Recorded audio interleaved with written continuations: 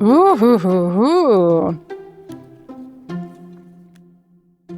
Inwieweit hilft es mir bei meiner Arbeit, manchmal ganz bewusst blauäugig zu sein? Das Schöne ist, das passt ja sowohl zum Outfit als auch zu meinen Augen, als auch zu dieser grandiosen Brille.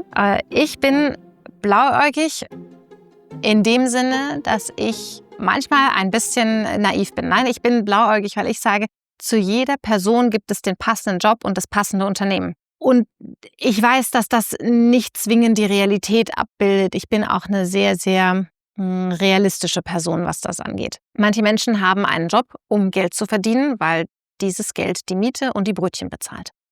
Ich glaube trotzdem, dass es einfach sehr, sehr hilfreich ist, als Unternehmen das Angebot, nämlich den Job, so gut zu beschreiben, dass sich Menschen, die genau so etwas suchen, überhaupt bewerben können.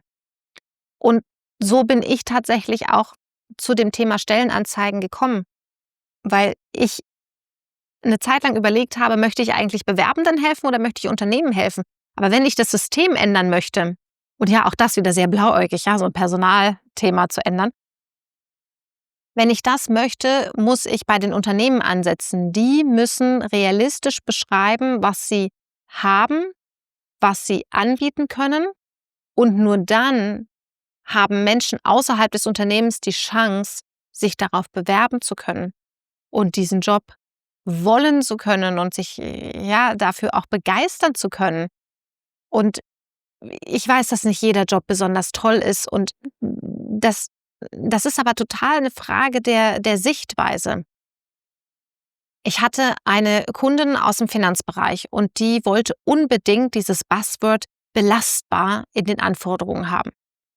Ich habe gesagt, ganz ehrlich, also es gibt belastende Jobs. Ich persönlich möchte nicht in der Pflege zum Beispiel arbeiten, wo ich täglich zum Beispiel in einem Krankenhaus damit zu tun habe, dass Menschen einfach sterben. Und das ist ein psychisch wahnsinnig belastender Job.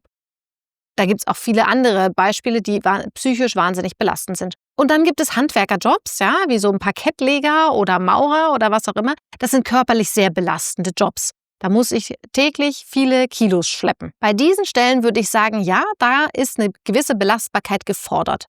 Aber auch diese Menschen machen ihren Job gerne.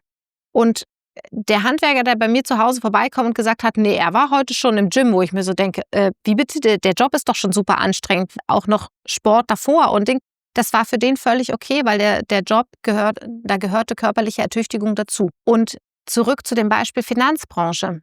Ja, das mag in manchen Zeiten wahnsinnig stressig dort sein. Und das kann man auch ganz klar sagen und ganz klar reinschreiben. Wir haben eine Busy Season, die geht aufgrund des Geschäftsjahres von, was weiß ich, November bis Februar. Ich habe eine Freundin in der Wirtschaftsprüfung. Zu der Zeit kann man bei denen nicht anrufen. Das ist einfach so. Aber die findet ihren Job super. Die findet das nicht belastend. Die findet das zu der Zeit ein bisschen stressiger. Ja, das mag sein. Aber das heißt nicht, dass die ihren Job belastend findet. Und das ist dieses Ding mit der Blauäugigkeit. Ich glaube, dass Menschen einerseits rausfinden müssen, was sie gerne machen möchten und wofür sie geschaffen sind. Das ist aber die Arbeit von Bewerbungscoaches. Das ist genau das, wogegen ich mich entschieden habe. Und dann gibt es die Unternehmensseite, die bitte doch reinschreiben, was gibt es denn da zu tun? Was ist denn das Tolle an dem Job? Mein Tipp ist an der Stelle, lasst es doch nicht Recruiting schreiben, sondern lasst das bitte jemanden schreiben, der diesen Job aktuell macht. Ein Jobinhaber weiß tatsächlich am besten, wie der Job funktioniert, was an dem Job toll ist und was vielleicht auch nicht so toll ist. Und genau diese Dinge kann man dann gemeinsam formulieren und in eine Stellenanzeige bringen. Und damit haben wir einfach viel größere Chancen, dass sich die Richtigen treffen.